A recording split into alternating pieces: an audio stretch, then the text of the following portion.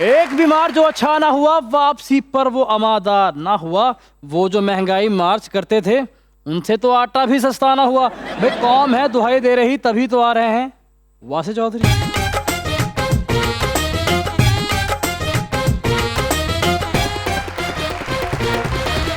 دیکھتی آنکھوں، سنتے کانوں اور دھڑکتے دلوں، آپ سب کو ہماری طرف سے السلام علیکم۔ وعلیکم السلام۔ کیا حال چال ہیں؟ بالکل ٹھیک بھائی ہے، بالکل ٹھیک۔ آج آپ کے کپڑے بھی نہیں اچھے، اچھا ہم نے نا آج اخبار پڑھنے کا موڈ ہے میرا۔ اوکے، پڑھ لیں پھر۔ کچھ لوگ اتنے بھیانک ہوتے ہیں کہ ان کو تاش کے پتوں میں بھی بیگم نہیں آتی۔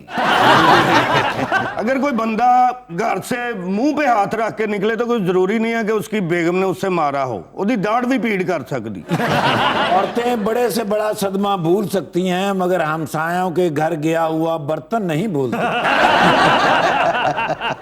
دن میں 3 سگریٹ پینے والے بندے کو نیب نے اٹھا لیا اور اثاثے طلب کر لیے۔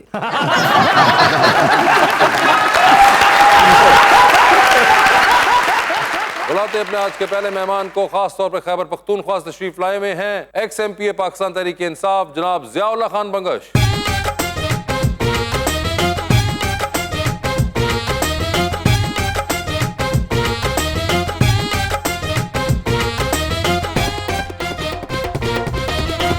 ایک ایکس آ چکے ہوئے ہیں، دوسرے ایکس کو بلاتے ہیں۔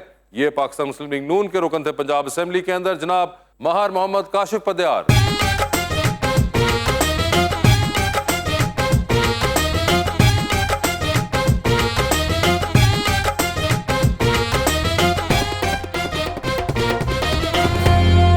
ویلکم ٹو دا شو جی، ماشاءاللہ۔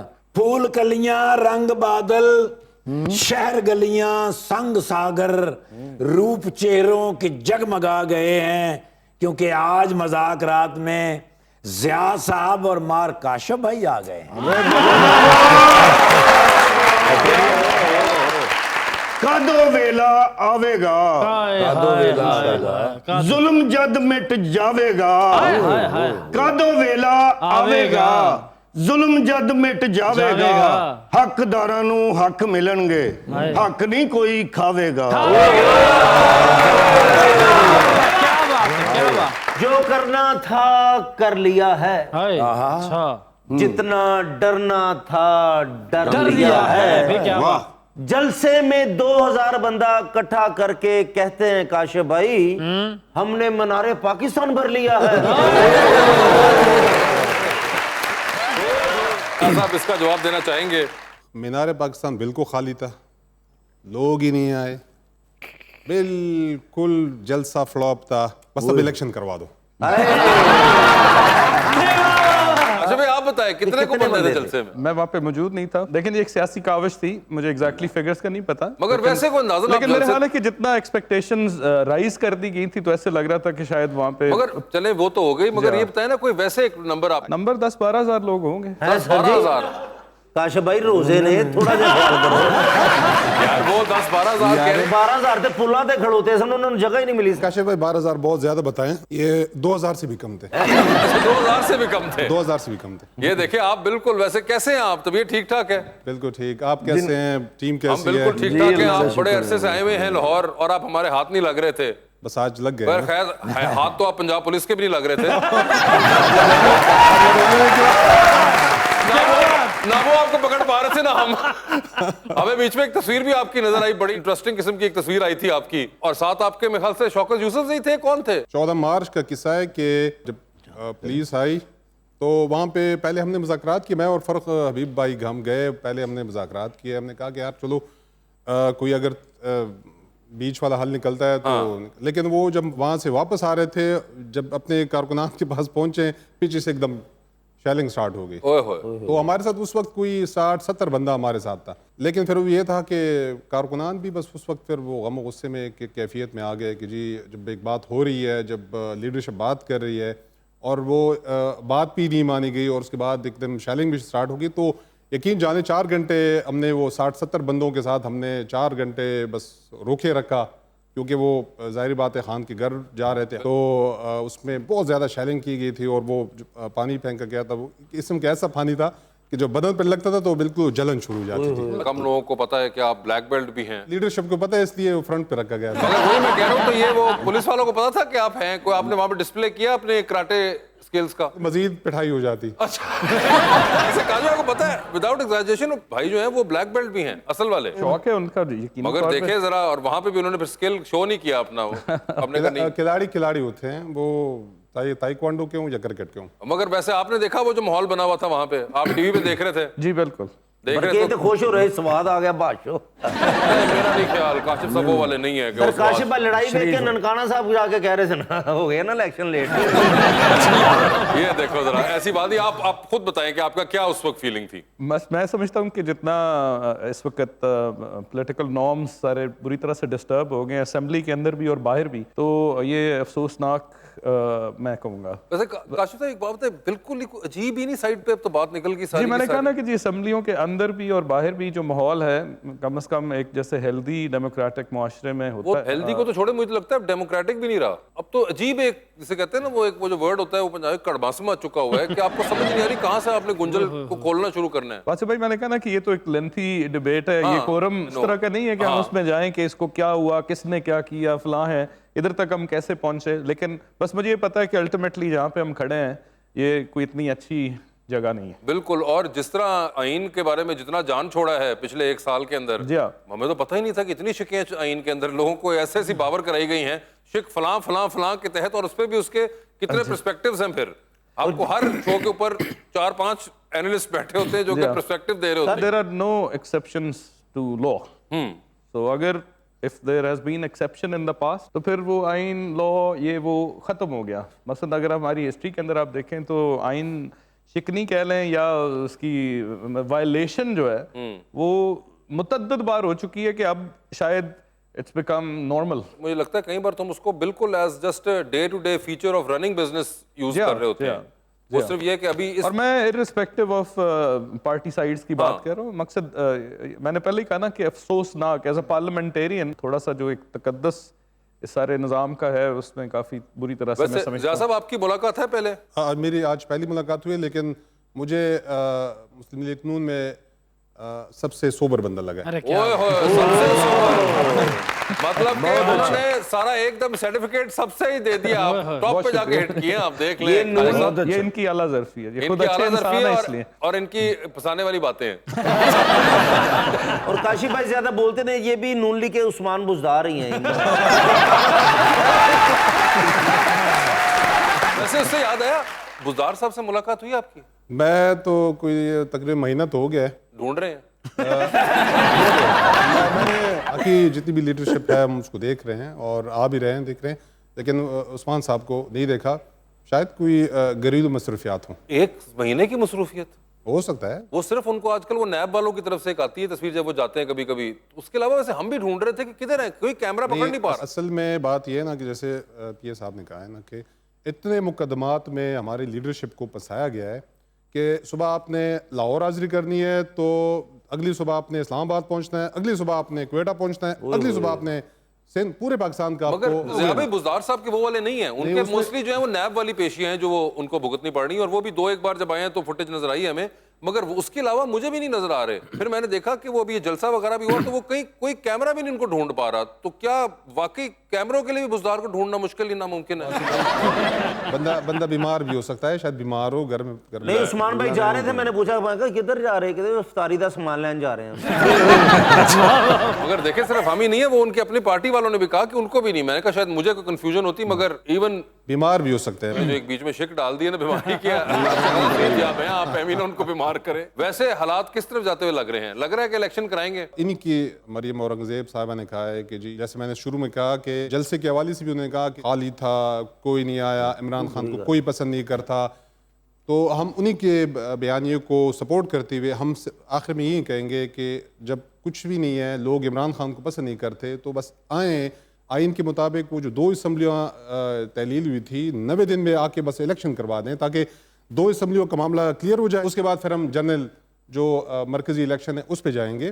اب جو صورتحال اس طرح پہنچ چکی ہے, اب اس میں یہ کہوں گا کہ ان بیچاروں کا بھی اب عمل دخل نہیں رہا, ان کے ہاتھ سے بھی معاملہ نکل چکا ہے. اس وقت اس ملک کو نکالنے کا واحد حل یہ ہے کہ الیکشن ہو, اور الیکشن کے بعد ایک نئے طریقے سے اس قوم کو آگے لے کر جایا جائے. باقی دنیا کہاں سے کہاں پہنچ گئی, اور میں اپنے ملک کو جب دیکھتا ہوں تو مجھے پھر اس وقت رونا آ رہا ہوتا ہے کہ ہم کس طرف جا رہے ہیں. لوگوں پہ تشدد ہو رہا ہے, لوگوں کو اٹھایا جا رہا ہے. آج میرے 4 بندے میرے تھے اور باقی کچھ خیبر پختونخوا سے تھے, ان کو ہوٹلوں سے اٹھا دیا گیا ہے. اب جی ان کا قصور یہ ہے کہ جی وہ کیوں آپ لاہور کیوں آئے. بھائی لاہور ہمارا ہے, لاہور پورے پاکستان کا ہے. لاہور صرف پنجاب کا نہیں ہے, لاہور پٹھانوں کا بھی ہے, لاہور سندھیوں کا بھی ہے, بلوچیوں کا بھی ہے, یہ کشمیریوں کا بھی ہے, اور گلگت بلتستان والوں کا. سر میں نے ہوٹل والوں سے پوچھا کہ پولیس کیوں آئی, کہتا یہ ناشتے تے پیسے نہیں دے رہے. اس قسم کی ایکسکیوز بنتی ہے اب اس کے بعد یہ. مگر ویسے کہا یہ ایک بڑا عجیب کلچر ہے جو اٹھا کے لے جانا بغیر کوئی پتہ نہیں چلتا بندہ کدھر ہے.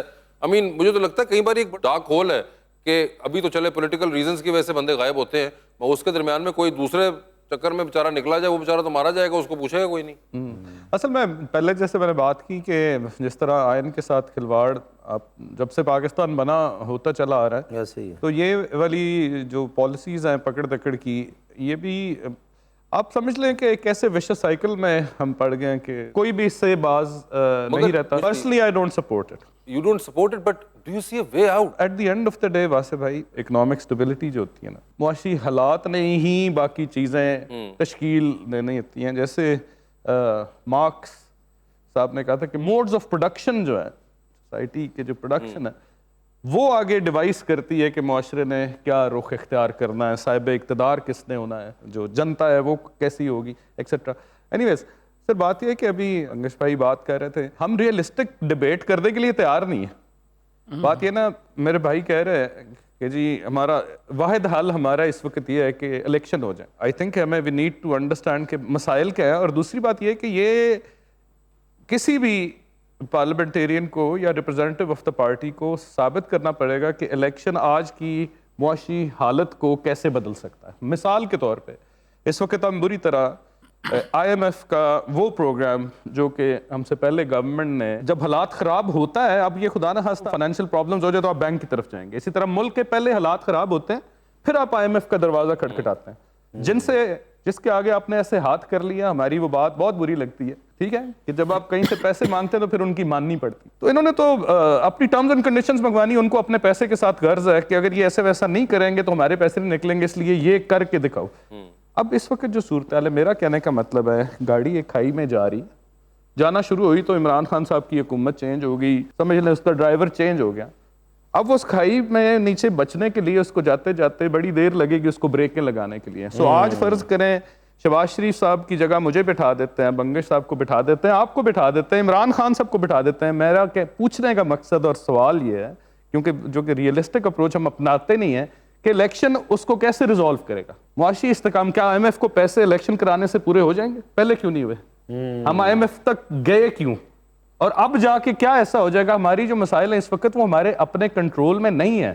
They are being controlled by our economic indicators. In economic indicators کا solution الیکشن کیسے ہے؟ اگر اس پہ کوئی مجھے بھائی تبصرہ کر دے تو آپ کو ساری بات آئی ایم ایف تو ان پیسے دے ہی نہیں رہا. ڈار صاحب گئے نے, انہوں نے دروازہ کھڑکایا تو اندروں آواز آئی, پائن مرد گھر کوئی نہیں, کل آنا.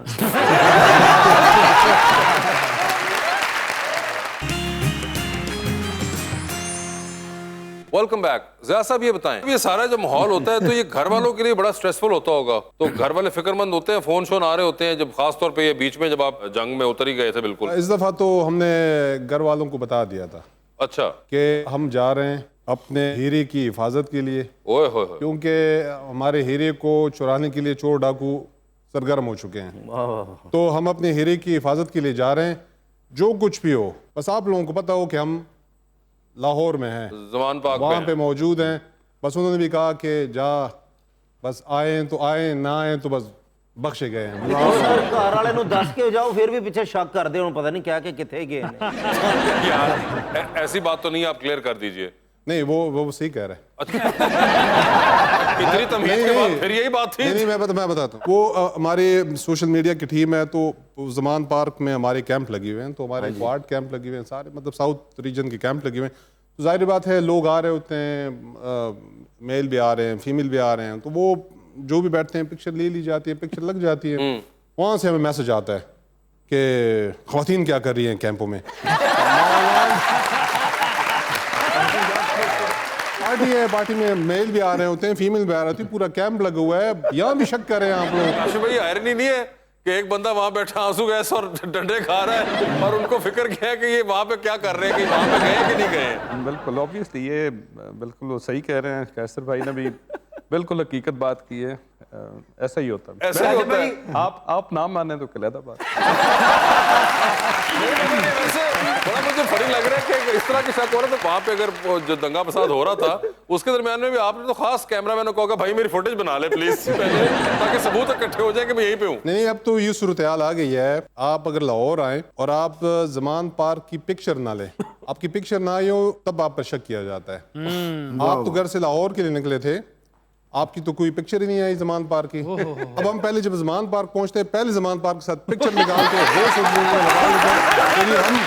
ہم زمان پارک پہنچ چکے ہیں اور یہی ہے, یہ یہاں سے باہر نہیں یہ تو نکلے. بڑا ہی آپ نے ایک مشکل منظر کھینچ دیا. سر گڈی جنہوں نے فلیکس رکھی زمان پارک دی.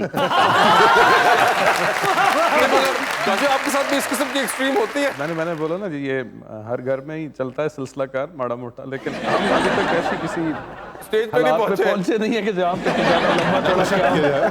مگر یہ آپ اس سے دیکھیں 2 ہاتھ آگے ان سے اس معاملے میں کہ آپ اس لیول پہ پہنچ چکے ہوئے ہیں کہ آپ کو تصویر بھیجنی پڑ رہی. کوئی بتاتا نہیں ہے. اب اجے بھائی بتا نہیں رہے, باقی ہر گھر کی سٹوری. میں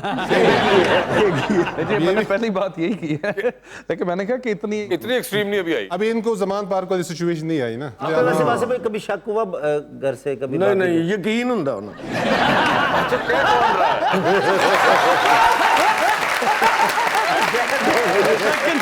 میں کیا تصویر تو روز رات کو دیکھیے چل جاتا ہے, شو پر چل جاتا ہے کہ کیا ہو رہی ہے میرے ساتھ. ضیاء بھائی کا ذرا اور ایک ایکسٹریم تھوڑا سا ویسے بھی پیارے بھی ہیں نا, ان پہ کامک بھی ہے تھوڑا سا ایک, کیونکہ ان حالات کے اندر آپ کو یہ فکر بھی لاحق ہو تو ایک بڑی عجیب سی بات ہوتی ہے. چلے وہ تو ویسے لاہور آ رہے ہیں, ابھی کوئی اس طرح کی مار کٹائی والا سین نہیں ہوتا, مگر آپ کا تو پھر دیکھ لیں کتنے محاذوں کو کور کرنا پڑتا ہے. دیکھیں ویسے آپ کی ہمت ہے. ویسے کیسے آپ انسپریشن کہاں سے آتی ہے اس چیز کی؟ اس طرح خان صاحب نے محاذے کور کی ہوئی, ہم بھی اسی کو فالو کر کے سارے محاذے کور کر رہے ہیں. میں نے پہلے کہا کہ خان صاحب چونکہ ہمارے لیے تو وہ ایک رول ماڈل ہے, ہمارے لیے ایک ہیرا ہے, تو ہم ساری چیزیں انہیں کو دیکھ کے فالو کر رہے ہوتے ہیں. ویسے شوکت بھائی بھی آئے آپ کے ساتھ اس بار؟ موجود ہیں. اچھا شوکت صاحب بھی موجود ہیں ہمارے, ان کی بھی یہی فکر ہوتی ہے. جب میں دوپہر کو گزرتا ہوں اتنا رش نہیں ہوتا, رمضان کی وجہ سے شاید نہیں ہوتا ہوگا ابھی زمان پارک میں. نہیں, ابھی اندر جو پارک ہے وہاں پہ ساری اندر ہے وہاں کی گئی ہے, تو وہاں پہ ورکرز آرام بھی کر رہے ہوتے ہیں. وہاں پہ خان صاحب کی جانب سے سحری اور افطاری کا پورا ایک نظام وہاں پہ. سحری افطاری ہوندی ہوتے؟ چلے ضرور چلیں گے, مگر پتہ کر لینا کہ پنجاب پولیس بھی نا افطاری دے موڈ چ ہے. پنجاب پولیس اس وقت آتی ہے جو خان صاحب اسلام آباد چلے گئے ہو. ہاں خان صاحب جب یہاں موجود ہوں پھر پنجاب پولیس نہیں. پھر نہیں آتے وہ نہیں, مگر ویسے افطاری کے لیے کس دن آ ہی سکتے ہیں نا بندہ. وہ دعوت ہم دے دیں گے, آ جائیں. ادھر ہی پروگرام نہیں ہو سکتا مذاکرات؟ ہیڈ پروگرام ہوگا وہاں ایسا ہیڈ پروگرام ہوگا, ادھا پروگرام ہوئے گا, بعد چو پتہ لگے واسے بھائی دی بھی ضمانت ہو رہی ہے میری.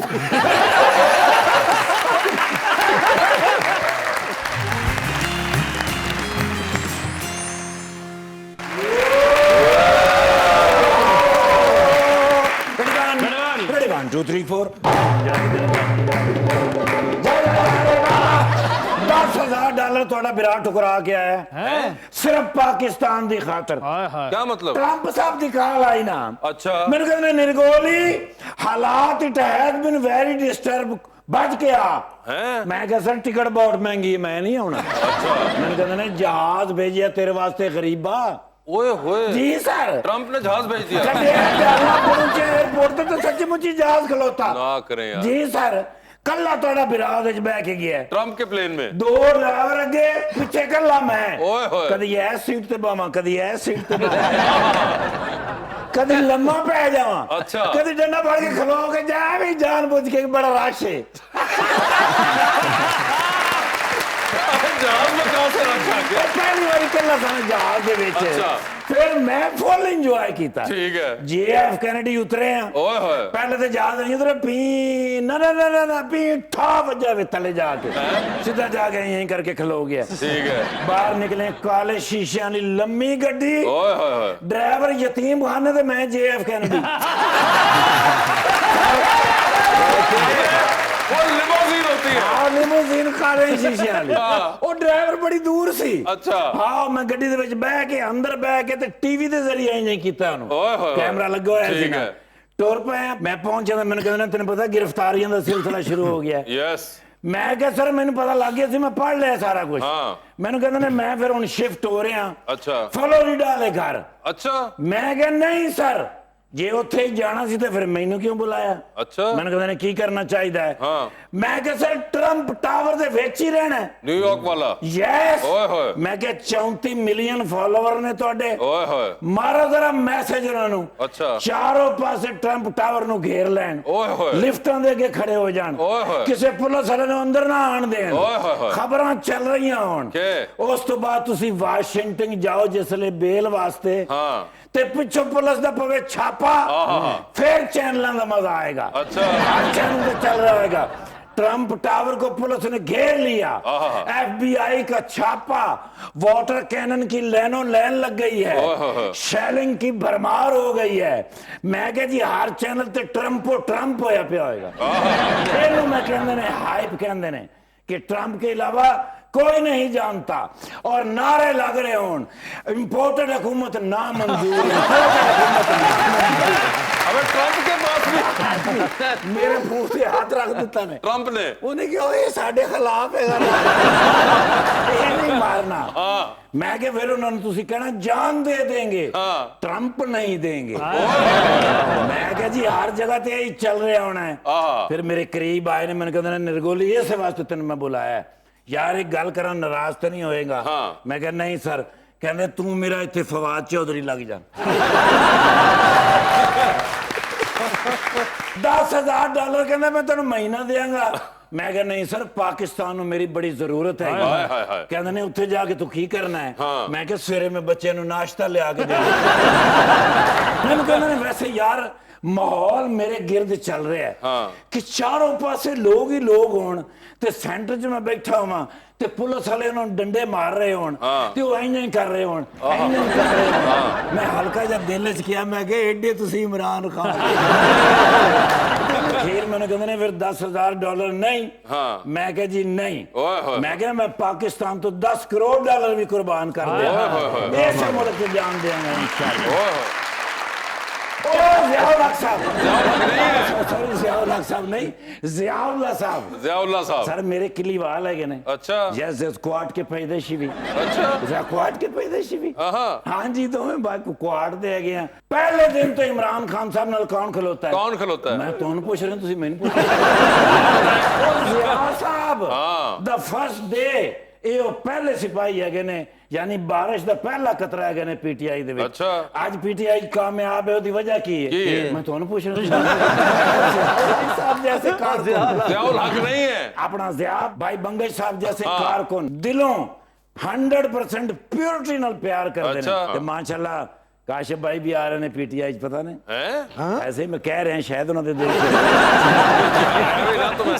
चेक कर रहे हैं ननकाना साहब ਦੇ ਵਿੱਚ ਜਿਹੜੀ ਵੀ ਸੀਟ ਤੇ ਖਲੋ ਜਾਣ ਆਜ਼ਾਦ ਵੀ ਖਲੋਣ ਤੇ ਜਿੱਤਣਗੇ ਕਿਉਂਕਿ ਕੰਮ ਤੇ ਉੱਥੇ ਕੀਤਾ ਹੀ ਕੋਈ ਨਹੀਂ ਕਿਸੇ ਹੋਰ ਬੰਦੇ ਨੇ ਕੱਲੇ ਹੀ ਆਪਣਾ ਕਾਸ਼ਿਫ ਭਾਈ ਲੱਗੇ ਹੁੰਦੇ ਨੇ ਸੌਂਦੇ ਤੇ ਹੈ ਹੀ ਨਹੀਂ 24 ਘੰਟੇ ਕਾਰਕੁਨਾਂ ਦੇ ਵਿੱਚ ਓਏ ਹੋਏ ਹੋਏ ਤੇ ਅੱਜ ਵੀ ਮਾਸ਼ਾਅੱਲਾ ਜਿਹੜੀ ਵੀ ਪਾਰਟੀ ਤੋਂ ਨਵਾਜ਼ ਸ਼ਰੀਫ ਸਾਹਿਬ ਦੀ ਸੀਟ ਤੋਂ ਖਲੋ ਜਾਣ हार जाएंगे क्योंकि वो लीडर ने ना सर सीट तो नहीं ना जीत सकते लेकिन ननकाना की सीट नहीं हार सकते फ्रेश फोटो दे दी फोटो लगनी इस बारी पोस्टर ते ਉਹ ਸਿਲੈਕਸ਼ਨ ਤੀ ਜਿਹੜੇ ਨਹੀਂ ਹੋਣੇ सही कह रहे हैं ਇਹ ਹਰ ਜਗ੍ਹਾ ਰਿਹਾ ਜੀ ਸਰ ਹਾਲਾਤ ਵਾਕਿਆਤ ਜਿਹੜੇ ਨੇ ਨਾ ਉਹ ਠੀਕ ਨਹੀਂ ਹੈਗੇ ਲੇਕਿਨ ਤੂੰ ਤਾਂ ਠੀਕ ਹੈ ਨਾ ਤੂੰ ਬੱਬਰ ਸ਼ੇਰਾਂ ਜ਼ਹੀਨ ਅਫਸਰ ਹੋਇਆ ਵੀ ਦੁਨੀਆ ਤੇ ਅੱਛਾ ਜੀ ਹਾਂਜੀ ਐਡਾ ਅੱਛਾ ਅਫਸਰ ਹੈ ਨਾਕੇ ਤੇ ਖਲੋ ਕੇ ਵੀ ਜ਼ਕਾਤ ਲੈ ਲੈਂਦਾ ਪਰ ਹਾਲਾਤ ਵੇਖਣੇ ਪੈਂਦੇ ਨੇ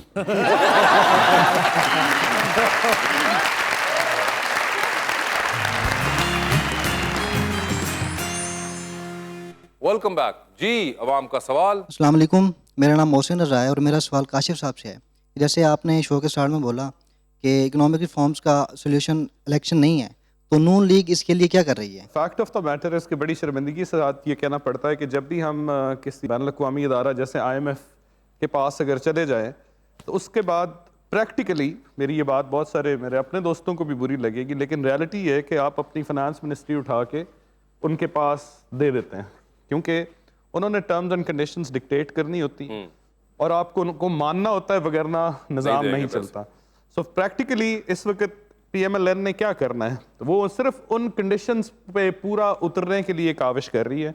अभी बैठ के कोई नए सिरे कोई लॉन्ग टर्म प्लानिंग, ये ऐसे ही है कि आपने अगर एक नया रुख इख्तियार करना है तो पहले जिस तरफ आप जिस गड्ढे में गिर रहे हैं पहले उससे बचेंगे और फिर तयन करेंगे कि आगे क्या करना है। सो हाल की घड़ी में अगर कोई क्लेम करें कि हम ये कर लेंगे वो कर लेंगे, तो मैं नहीं मानता, क्योंकि इस वक्त हमारा वो विंग जो है वो प्रैक्टिकली IMF के कंट्रोल में है। हम सिर्फ और सिर्फ मुआहदा जो उनके साथ हुआ उसको पूरा करने की कोशिश, और ये कि डिफ़ॉल्ट ना हो जाए, इसके अलावा अभी और कोई इस वक्त वी आर स्टिल, जैसे कहते हैं, आई एम नॉट सेइंग कि हम बिल्कुल डिफ़ॉल्ट होने वाले हैं। ये खतरा आज से चंद महीने पहले था, लेकिन अभी भी अगर आप थोड़ा सा भी आयमाइशाएं थोड़ी सी भी करेंगे उनके साथ तो आप पॉसिबली डिफ़ॉल्ट में जा सकते हैं। लेकिन ये कि अभी फ़िलहाल जो हमारे मुल्क का मुआहदा IMF के साथ हुआ सिर्फ उसको पूरा करने में लगे हुए हैं। आगे क्या विजन होना है कभी वक्त आया तो बताएंगे। ओके जी। मेरा नाम जैन खान है और मेरा सवाल बंगश साहब से है कि जब आप IT के मशीर थे तो आपने KP में बिटकॉइन को लीगलाइज किया था, तो अब उसकी क्या प्रोग्रेस है? आप क्रिप्टो के बारे में जी, बात कर रहे हैं। क्रिप्टो के हवाले से, चूंकि मैं खुद टेक्नोलॉजिस्ट हूँ, IT मेरा अपना शोबा है, क्योंकि IT में काफ़ी उस वक्त वर्क किया था। क्रिप्टो क्योंकि वासिफ भाई, इस तरह है कि पूरी दुनिया में एक नई ट्टेक्नोलॉजी इंट्रोड्यूस हुई थी, क्रिप्टो करेंसी और क्रिप्टो माइनिंग। तो खैबर पख्तूनख्वा का जो नॉर्दर्न एरिया है वो कोल्ड एरिया है, और आपको माइनिंग के लिए आपको इस तरह आपकी मशीन 24 आवर चले। यहाँ पाकिस्तान में चूंकि वो इलीगल तरीके से माइनिंग हो रही थी बिटकॉइन के हवाले से, सोलर पे भी हो रही थी, तो हमने उसके लिए ये प्लान किया कि वाई नॉट कि हम इस पूरे टेक्नोलॉजी को इसको एक लीगल वे दे दें, और जितनी भी यहाँ पे इन्वेस्टमेंट बाहर से आ रही है वो हुकूमत के पास उसकी इन्वेस्टमेंट आए। हमने पायलट एक 2 प्रोजेक्ट हमने फिर स्वात और बहरीन में किए, जिससे हम 450 किलोवाट हम बिजली पैदा कर रहे थे, और उन्हीं से सारी मशीनें भी उनसे चला रहे थे।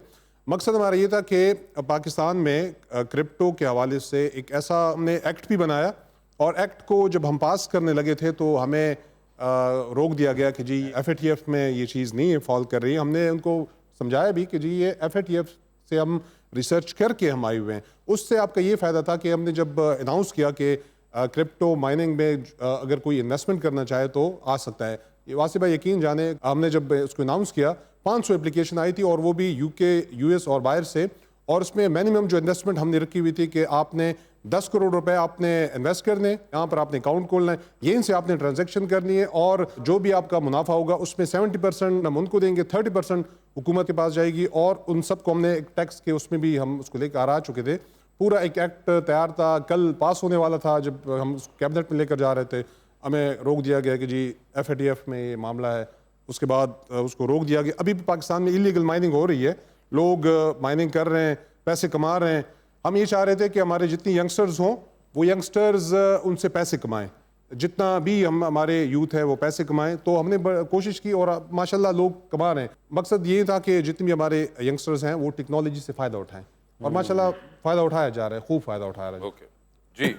अस्सलाम वालेकुम, मेरा नाम सामिया फ़ारूक है और मैं काशिफ साहब से सवाल करना चाहती हूँ कि PTA चाहे फ्लॉप जलसे करवाए या हिट जलसे करवाए, नून लीग हमेशा बुखलाहट का शिकार क्यों हो जाता है? ऑब्वियसली मेरी पार्टी है और आई एम वेरी हैप्पी कि मैं उस पार्टी का हिस्सा हूँ, लेकिन मेरा नहीं ख्याल कि कोई भी बुखलाहट का शिकार होता है।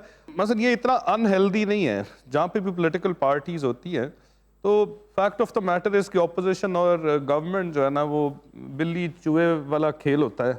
अगर हम जलसा करेंगे तो उधर से इस तरह की आवाज़ें आएंगी, ये करेंगे तो हमारी तरफ से आएंगी। ये एक खेल है, इसमें कोई इतनी बुखलाहट नहीं होती, ये हमारे फ़राइज़ में शामिल है। अस्सलाम वालेकुम, मेरा नाम अलबर मुर्सा है। मेरा सवाल कैसर प्रिया साहब से है। जब भी कोई फीमेल गेस्ट आती हैं आपके शो में तो आप उनसे पूछते हैं कि आपका आइडियल कौन है, آپ کو کیسا لڑکا چاہیے. تو میں آپ سے پوچھنا چاہتا ہوں کہ آج آپ کو کیسا لگ رہا ہے؟ وہ مجھے ایسا لگ رہا ہے کہ میں جنگل میں بیٹھا ہوں اور ٹارزن میرے لیے ساری لے کے آئے گا. ایسا ہی لگ رہا ہے کیونکہ آج بھائی آئے ہیں تو بھائیوں والی بات ہو رہی ہے. بس نہ کو پوچھ کے گٹ کھانی پڑا. 2020 کھیلیں. کون پہلے کھیلنا چاہے گا؟ میں ان کو موقع دوں گا. ان کو. اور آپ کیا موقع لینا چاہیں گے؟ I don't mind. آج کل آپ لوگ موقع نہیں چھوڑتے. جی کاشف بھائی یہ بتائیے کس کی بایوگرافی پڑھنا چاہتے ہیں آؤٹ آف دیز؟ لازمی پڑھنی ہے آپ نے. آپشنز آپ کے پاس جو ہیں وہ ہیں جناب قائم علی شاہ اور جناب Altaf Hussain. Altaf Hussain. Altaf Hussain I also feel بڑی انٹرسٹنگ ہوگی وہ. بیکاز قائم علی شاہ صاحب کی تو پڑھی پڑھائی ہے. وہ صاحب جو ہیں کس کیفیت کے مالک تھے. بایوگرافی بہت ایک سینسیشنل ہوگی وہ. سر یہ بتائیے ان میں سے کس کی تقریر کو آپ بار بار سنیں گے, کس کی تقریر کو آپ ایک بار سنیں گے, اور کس کی تقریر آ رہی ہو تو آپ میوٹ کر دیں گے؟ آپشنز آپ کے پاس جو ہیں وہ ہیں جناب عطا تارڑ, جناب احسن اقبال اور جناب رانا مشہود. تو کس کی تقریر بار بار سنیں گے؟ احسن اقبال صاحب. کس کی تقریر کو ایک بار سنیں گے؟ عطا تارڑ صاحب. اور کس کی تقریر پہ میوٹ کر رہے ہیں؟ رانا مشہود صاحب. ٹھیک ہے, رانا مشہود صاحب ہوں گے وہ. سر چاند پہ جا رہے ہیں, کسی ایک کو ساتھ لے کے جا سکتے ہیں, جس کو لے کے جائیں گے ان کو وہیں چھوڑیں گے. آلدو یو ول کم بیک. کس کو چاند پہ چھوڑ دینا چاہتے ہیں آپ؟ آپشنز ہیں عابد شیر علی اور رانا ثناء اللہ. عابد شیر علی. عابد شیر علی ہوں گے وہ. ٹائٹینک پہ جا رہے ہیں, کس کو ساتھ لے کے جانا چاہتے ہیں ٹائٹینک پہ؟ آپشنز آپ کے پاس ہیں حنا پرویز بٹ اور مہوش حیات. آئی تھنک کہ کروز ہے تو مہوش حیات. ٹھیک ہے. یہ بتائیے سر مارننگ الارم کے طور پہ ایک آواز آپ کے فون میں یا کلاک کے اندر سیو کر دی جائے گی. روز صبح آپ اٹھیں گے تو وہی آواز آئے گی ایز دا مارننگ الارم. کس کی آواز ہو وہ؟ آپشنز آپ کے پاس جو ہیں وہ ہیں عظمہ بخاری اور ماہرہ خان. ماہرہ خان. ٹھیک ہے. ڈوبتی کشتی میں سوار 2 لائف جیکٹس, کس کو دے رہے ہیں وہ دوسری لائف جیکٹ آپ؟ آپشنز آپ کے پاس جو ہیں وہ ہیں اسحاق ڈار صاحب اور خواجہ آصف صاحب. میں خواجہ آصف صاحب. خواجہ آصف صاحب زبردست. جی ضیاء بھائی بتائیے پھر ایک بایوگرافی آپ نے بھی پڑھنی ہے, کس کی بایوگرافی پڑھنا چاہتے ہیں آپ؟ آپشنز آپ کے پاس جو ہے وہ ہیں جناب چودھری پرویز الہی یا پھر جناب آصف زرداری. آصف زرداری کی پڑھ لیں گے. آصف زرداری صاحب کی پڑھیں گے. ٹھیک ہے. سر یہ بتائیں آپ بھی ایک تقریر بار بار سنیں گے, ایک تقریر کو ایک ہی بار سنیں گے اور ایک تقریر کے اوپر آپ میوٹ کر دیں گے. آپشنز آپ کے پاس جو ہیں وہ ہیں محمود خان صاحب, پرویز خٹک صاحب اور شاہ محمود قریشی صاحب. تو یہ بتائیں کس کی تقریر بار بار سننا چاہیں گے؟ میرے خیال میں تینوں کی ایسی تقریریں ہیں کہ اس کو بار بار ہی سنا جا سکتا ہے, لیکن اگر ہم آپشن اس پہ آئیں جی تو پرویز خٹک صاحب بہت مطلب جامع بولتے ہیں. ٹھیک ہے, بار بار ان کی سنیں گے. ایک بار کس کی سننا چاہیں گے؟ یہ محمود خان کی. محمود خان صاحب کی, اور میوٹ ہو گئی ہے شاہ صاحب کی اس وقت. ٹھیک ہے. آپ نے بھی ایک آواز مارننگ الارم کے طور پہ سننی ہے, روز صبح سننے کو ملے گی. کس کی آواز مارننگ الارم کے طور پہ روز سننا چاہیں گے آپ؟ آپشنز آپ کے پاس جو ہیں وہ ہیں مراد سعید اور صبا قمر. اور آپشن نہیں ہے؟ نہیں, یہی 2 ہیں. صبا قمر کی سن لیں گے. صحیح شک ہوتا ہے آپ پہ. بالکل. یہ بتائیے پھر ٹائٹینک پہ آپ بھی جا رہے ہیں, کس کو ٹائٹینک پہ ساتھ لے کے جانا چاہتے ہیں آپ؟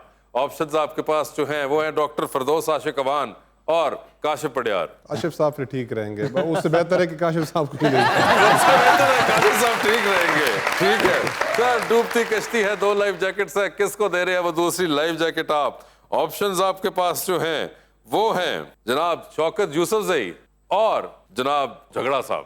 دونوں ہی میرے دوست ہیں. بالکل. میں نے دونوں کو بچانا ہے. ایک تھوڑے پکے دوست ہیں مجھے پتا ہے. دیکھیں اب شوکت نے تو عمر گزار دی ہے نا, زندگی کے سارے مزے لوٹ لیے ہیں, تو بس